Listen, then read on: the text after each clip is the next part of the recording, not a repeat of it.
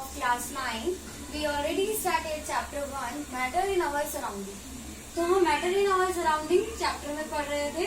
पिछले टॉपिक में हमने पढ़ा था characteristics of liquid and gases. ठीक है, आज जो हम करने वाले हैं सबसे पहले वो है right differences between characteristics of solid, liquid and gases on the basis of characteristic of matter. मैंने आप लोगों को कैरेक्टरिस्टिक ऑफ मैटर बताई, उसके बाद अलग अलग सबकी कैरेक्टरिस्टिक बताई, सॉलिड की, लिक्विड की और गैसेस की. ठीक है, तो अब हमें क्या करना है, अब तीनों स्टेट के कैरेक्टरिस्टिक्स के बेसिस पे क्या करना है, हमें डिफरेंशिएट करना है, डिफरेंस निकालना है. ठीक है, तो ये तो जनरल आपके लिए होमवर्क है, पर मैं आप लोगों को एक बार हल्का से एक हिंट दे देती हूँ कि आप लोग कैसे डिफरेंशिएट करेंगे. ठीक, तो हम सबसे पहले क्या लिखेंगे, तीनों को अलग अलग कैटेगरी में बांट लेंगे, सॉलिड, लिक्विड और गैस. सॉलिड, लिक्विड और गैस. ठीक है, ये हमने तीनों को अलग अलग कैटेगरी में बांट लिया. तो सबसे पहली जो कैरेक्टरिस्टिक है हमारी वो है particles of matter have spaces between them. कि जो पार्टिकल्स ऑफ मैटर होते हैं वो क्या रखते हैं, अपने बीच में स्पेस रखते हैं. तो अगर हम सॉलिड की बात करें तो सॉलिड में क्या होता है, मिनिमम स्पेस होता है. तो वही इसका क्या होगा, मिनिमम. ये मैं आपको शॉर्ट फॉर्म में लिखकर एक हिंट दे रही हूँ कि ऐसे ऐसे आप लिखना. ठीक है, ये आप लोगों के लिए होमवर्क है कि आप डिफरेंस करेंगे खुद ही. ठीक, minimum space between solid particle किसमें होता है, सॉलिड में. ठीक, लिक्विड में क्या होता है, space. Liquid particles have space greater than solid particles. जो लिक्विड के पार्टिकल्स होते हैं उसमें कुछ स्पेस होता है, किससे ज्यादा होता है, सॉलिड पार्टिकल के स्पेस से ज्यादा होता है. तो हम ये लिखेंगे have space greater than solid. आप इसको अच्छे से सही फॉर्म में लिखेंगे आंसर की तरह. ठीक है, अब गैसेस में हमने पढ़ा था कि गैसेस के मॉलिक्यूल के बीच में सबसे ज्यादा स्पेस होता है ना. हमने जब गैसेस की कैरेक्टरिस्टिक पढ़ी थी तो उसमें हमने देखा भी था कि गैसेस के मॉलिक्यूल एक दूसरे से, मतलब गैसेस के पार्टिकल या मॉलिक्यूल एक दूसरे से बहुत दूर दूर होते हैं. तो ठीक है, इसमें क्या होगा, maximum space between them. Maximum space between them. मैं फिर से आपको बता रही हूँ कि ये मैं शॉर्ट फॉर्म में लिख रही हूँ, ये इसके आंसर नहीं है, ये केवल मैं आपको समझाने के लिए लिख रही हूँ ताकि आपको इनके डिफरेंस करने में आसानी हो. ठीक है, सेकंड डिफरेंस की बात करें तो हमने कैरेक्टरिस्टिक ऑफ सॉलिड में पढ़ा था कि सॉलिड का वॉल्यूम भी डेफिनेट होता है और शेप भी डेफिनेट होती है. तो सॉलिड्स हैव डेफिनेट शेप. ठीक है, बट लिक्विड में हमने पढ़ा था कि लिक्विड की वॉल्यूम तो डेफिनेट होता है पर शेप डेफिनेट नहीं होती. तो liquids are indefinite in shape. ठीक है, इनडेफिनेट शेप होती है लिक्विड्स की. और गैसेस की भी, गैसेस की क्या, गैसेस का तो शेप भी इनडेफिनेट था और वॉल्यूम भी इनडेफिनेट था. ठीक है, तो इसमें भी क्या होगा, इनडेफिनेट शेप.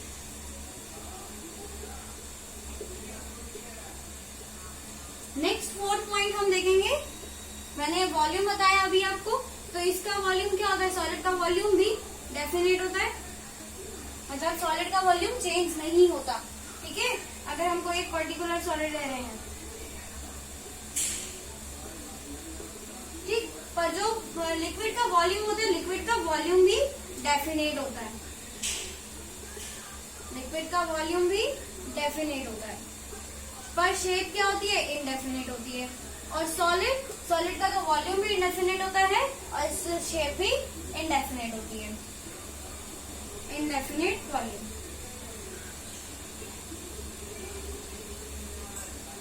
नेक्स्ट क्या है, कैरेक्टरिस्टिक हम देखेंगे. नेक्स्ट है फोर्स ऑफ अट्रैक्शन के बेसिस पे. ठीक है, तो जो सॉलिड्स होते हैं, सॉलिड्स के बीच में, सॉलिड के पार्टिकल्स के बीच में मैक्सिमम फोर्स ऑफ अट्रैक्शन होता है. Maximum force of attraction, FOA. FOA मतलब फोर्स ऑफ अट्रैक्शन. इसको हम लिख सकते हैं OFOA, ठीक। और जो लिक्विड होते हैं, लिक्विड में क्या होता है, less than force of attraction less than solids. हमने पढ़ा था कैरेक्टरिस्टिक ऑफ लिक्विड में कि लेस लिक्विड के कैरेक्टरिस्टिक, लिक्विड के पार्टिकल्स क्या होते हैं, थोड़े थोड़े दूर दूर होते हैं, उनके बीच में कुछ स्पेस आ जाता है। स्पेस आने के बीच की वजह से क्या होता है, उनका फोर्स ऑफ अट्रैक्शन कम हो जाता है एज कम्पेयर टू सॉलिड्स, ठीक है। अब इसमें देखें तो हम fourth point, force of attraction gas में कितना होता है, मिनिमम होता है। यहाँ हम कहें बहुत ही कम होता है, बहुत से भी बहुत कम, तो इसमें होगा minimum force of attraction.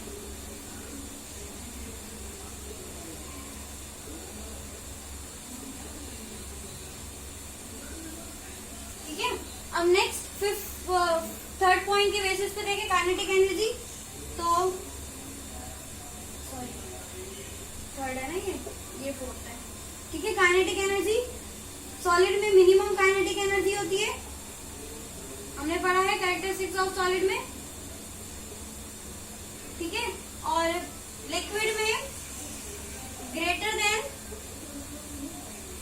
Solid, greater than solid, जो काइनेटिक एनर्जी होती है लिक्विड की क्या होती है, kinetic energy greater than solid, की जो काइनेटिक एनर्जी होती है सॉलिड की, लिक्विड की, वो सॉलिड से ज्यादा होती है। और फिर सिक्स्थ में मैक्सिमम काइनेटिक एनर्जी, कि गैसेस के मॉलिक्यूल क्या होते हैं, एक दूसरे से बहुत दूर दूर होते हैं, उनके पास मूव करने के लिए बहुत सारी जगह होती है, तो इसलिए इसमें भी क्या होता है, मैक्सिमम काइनेटिक एनर्जी, ठीक है। अब इसमें 6 पॉइंट देखते हैं। 6 पॉइंट लेंगे हम डिफ्यूजन एनर्जी के बेस पे। तो डिफ्यूजन क्या हो गया हमारा,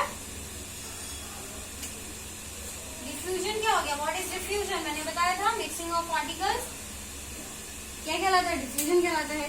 तो सॉलिड के पार्टिकल्स की तो डिफ्यूज होते ही नहीं।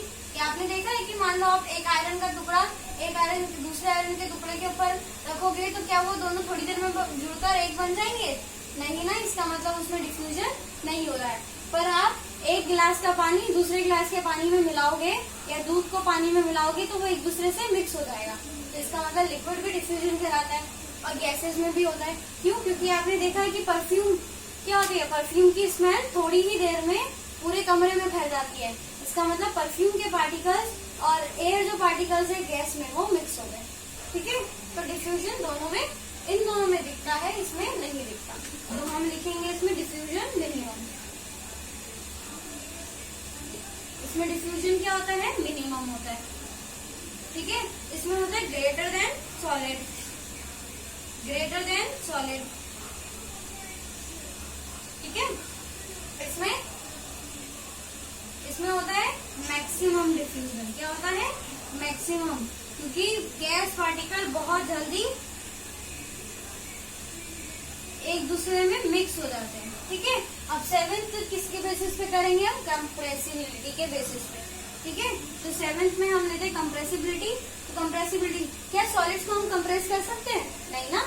आप आयरन बॉक्स को, कोई एक आयरन का टुकड़ा लो या कोई आयरन का न लेके कुछ भी लो सॉलिड, तो उसको क्या आप कंप्रेस कर सकते हैं, नहीं ना, ठीक है।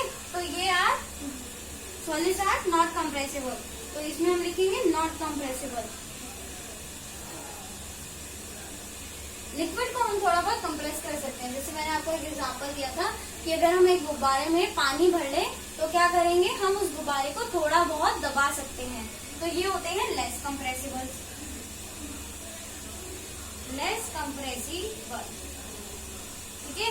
और यहाँ पे गैसेस क्या होते हैं, बहुत ज्यादा कंप्रेसिबल होते हैं, ठीक है। मैक्सिमम कंप्रेसिबल है ना, लार्ज कंप्रेसिबल।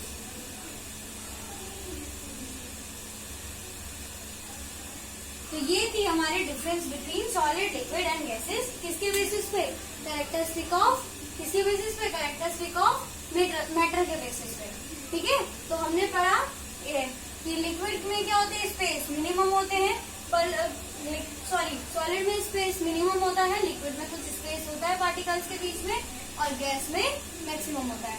सेकेंड प्रॉपर्टी हमने पढ़ी कि जो सॉलिड्स होते हैं वो डेफिनेट शेप के होते हैं, लिक्विड इनडेफिनेट शेप के होते हैं और गैस भी इनडेफिनेट शेप के। थर्ड प्रॉपर्टी हमने पढ़ी कि जो सॉलिड्स होते हैं वो डेफिनेट वॉल्यूम के भी होते हैं, पर लिक्विड क्या होते हैं, लिक्विड भी डेफिनेट वॉल्यूम के होते हैं, पर गैसेस इनडेफिनेट वॉल्यूम के होते हैं। नेक्स्ट हमने पढ़ा कि जो फोर्स ऑफ अट्रैक्शन होता है सॉलिड्स के बीच में वो मैक्सिमम होता है।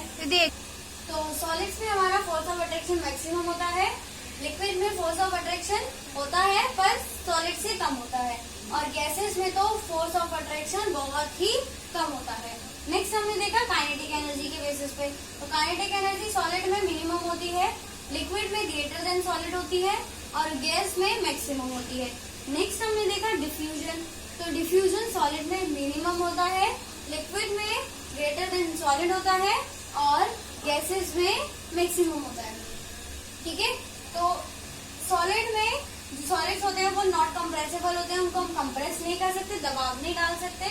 और लिक्विड क्या होते हैं वो लेस कंप्रेसिबल होते हैं, उनको हम थोड़ा बहुत दबा सकते हैं। पर गैसेस क्या होते हैं वो लार्ज कंप्रेसिबल होते हैं, मतलब हाईली कंप्रेसिबल, लार्ज कंप्रेसिबल होते हैं, हम उनको कंप्रेस कर सकते हैं। ठीक है, आई होप ये आपको समझ में आया होगा और आप आसानी से अब डिफरेंशिएट कर लेंगे तीनों को उनके कैरेक्टरिस्टिक्स के बेसिस पे। ठीक, अब हम नेक्स्ट टॉपिक जो हमारा पढ़ने वाले हैं वो है मैटर कैन चेंज। कि हम मैटर्स को चेंज भी कर सकते हैं, मतलब सॉलिड से लिक्विड में, लिक्विड से गैसेस में। हाँ, तो नेक्स्ट टॉपिक है हमारा मैटर कैन चेंज। हम मैटर को क्या कर सकते हैं, चेंज कर सकते हैं। देखो, आपको मैं एक जनरल सा एग्जाम्पल देती हूँ। आपने बर्फ देखा, बर्फ देखी है ना सबने। अब बर्फ क्या है, फ्रीजर में बर्फ जमती है। अब मैंने क्या करा, फ्रीजर से बर्फ को निकाल के क्या कर दिया, टेबल पे रख दिया। ठीक है, तो टेबल पे रखने के बाद वो क्या होगा, थोड़ी देर बाद वो पानी में बन जाएगा। ठीक है, पानी बन जाएगा, पिघल जाएगी बर्फ। ठीक है, अब मैंने उस पानी को क्या करा, एक भगोने में लिया, एक कंटेनर में लिया और उसको गैस के ऊपर रख दिया। ठीक है, और क्या कर दी, गैस ऑन कर दी।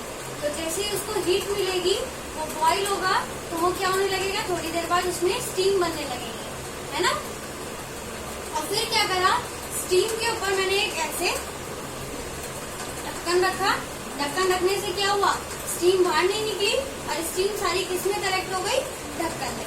ठीक है, तो आपने देखा कि मैंने क्या करा, पहले बर्फ थी, बर्फ से पानी बनाया और पानी से भाप बनाई, भाप मैंने कलेक्ट करी, दोबारा पानी बना लिया और मैं उस पानी को अब दोबारा फ्रीजर में रख दूंगी, तो वो दोबारा से बर्फ बन जाएगा। मतलब बर्फ एक सॉलिड होती है, सॉलिड से मैंने लिक्विड में चेंज करा, लिक्विड से भाप बनाई, मतलब गैस में चेंज करा, और फिर उस गैस से क्या करा, दोबारा पानी बना लिया, है ना, भाप से दोबारा पानी बना लिया। मीन्स मैंने क्या करा कि उससे गैस से क्या बना दिया, दोबारा लिक्विड बना दिया, और इस लिक्विड को क्या करा, दोबारा फ्रिज में रखकर उसको बर्फ बना दिया। ठीक है, तो ये था हमारा मैटर कैन चेंज, मतलब हम मैटर के स्टेट को चेंज कर सकते हैं, सॉलिड से लिक्विड में, लिक्विड से गैस में, और दोबारा गैस से लिक्विड में, लिक्विड से सॉलिड में। तो ये होता है हमारा मैटर कैन चेंज। अब मैटर को चेंज कैसे कर सकते हैं, मैटर को हम दो तरीके से चेंज करते हैं, by the changing of temperature and pressure. मतलब या तो हम मैटर का टेम्परेचर चेंज कर दें तो उसकी स्टेट चेंज हो सकती है, या हम प्रेशर चेंज कर दें तो उसकी स्टेट चेंज हो सकती है। तो सबसे पहला जो टॉपिक आज हम पढ़ने वाले हैं, by the changing of temperature. Matter को टेम्परेचर चेंज करके कैसे चेंज कर सकते हैं। देखो, टेम्परेचर को इंक्रीज करके चेंज कर सकते हैं या टेम्परेचर को डिक्रीज करके चेंज कर सकते हैं। ठीक है, मतलब अगर हम टेम्परेचर को इंक्रीज करते हैं तो सॉलिड से लिक्विड में चेंज हो जाएगा और लिक्विड से गैसेज में।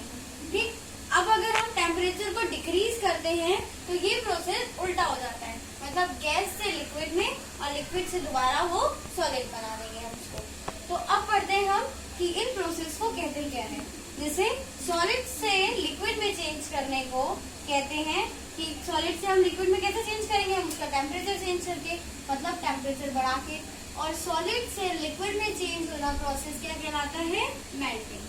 What is it known as melting, क्या कहलाता है, मेल्टिंग। ठीक है, और लिक्विड से गैस में चेंज होना क्या कहलाता है? वेपराइजेशन। ठीक है, क्या कहलाता है? वेपराइजेशन। तो मतलब हमने क्या करा, मान लो हमारे पास आइस थी, आइस को क्या करा, अब फ्रिज में टेम्परेचर कम होता है, ठीक है, आइस को क्या करा, मैंने बाहर टेबल पे रख दिया, तो वो किसने मतलब टेम्परेचर बढ़ाया और आइस मेल्ट होके क्या बन गई? लिक्विड। अब मैंने उस लिक्विड को कलेक्ट किया और उसको एक कंटेनर में डाल के उसको बॉईल कर दिया। मतलब मैं बॉईल करने के लिए क्या कर रही हूँ, दोबारा से टेम्परेचर बढ़ा रही हूँ, ठीक है। और टेम्परेचर बढ़ेगा, जैसे ही वो बॉईल होएगा थोड़ी देर बाद क्या होने लगेगी, वो उसकी वेपर्स बनने लगेगी, ठीक है। तो उस प्रोसेस को हम बोलते हैं वेपराइजेशन। क्या बोलते हैं? वेपराइजेशन। अब मैंने क्या करा कि जो गैस थी वो मैंने बंद कर दी, ठीक है, और जो वेपर्स जो वेपर्स बन रही थी वो मैंने क्या कर दिया, उसके ऊपर एक ढक्कन रख दिया, एक लिड लगा दी। तो जितनी भी वेपर्स थी वो क्या कर ली, मैंने कलेक्ट कर ली उस लिड से, ठीक है। वो किस में कलेक्ट कर ली मैंने? लिड में। और कलेक्ट करने के लिए देखो, जो वेपर्स होते हैं ना उसका टेम्परेचर ज्यादा होता है ना, भाप का टेम्परेचर कम ज्यादा होगा ना एज कम्पेयर टू वाटर। अब मैंने जैसे ही उसको कलेक्ट करा तो उसका टेम्परेचर क्या हो गया? कम हो गया, डिक्रीज हो गया, और वो लिक्विड से दोबारा गैस से दोबारा लिक्विड में चेंज हो गया। और गैस से लिक्विड में चेंज होने वाले प्रोसेस को हम कहते हैं कंडेंसेशन। क्या कहते हैं? कंडेंसेशन, ठीक है। और फिर लिक्विड बन गया हमारा, दोबारा वो पानी मिल गया, और मैंने उस पानी को क्या करा, दोबारा फ्रीजर में रख दिया। और फ्रीजर में क्या होता है? टेम्परेचर कम होता है, तो मैंने फिर से क्या करा, टेम्परेचर कम करा और उसको फ्रीजर में रख दिया, तो वो दोबारा सॉलिड बन गया। तो और उस प्रोसेस को क्या कहते हैं? लिक्विड से सॉलिड में बनाने के लिए उसको कहते हैं हम फ्रीजिंग, या फिर दो नाम से जानते हैं इसको, फ्रीजिंग और सॉलिडिफिकेशन, ठीक है। Freezing and solidification,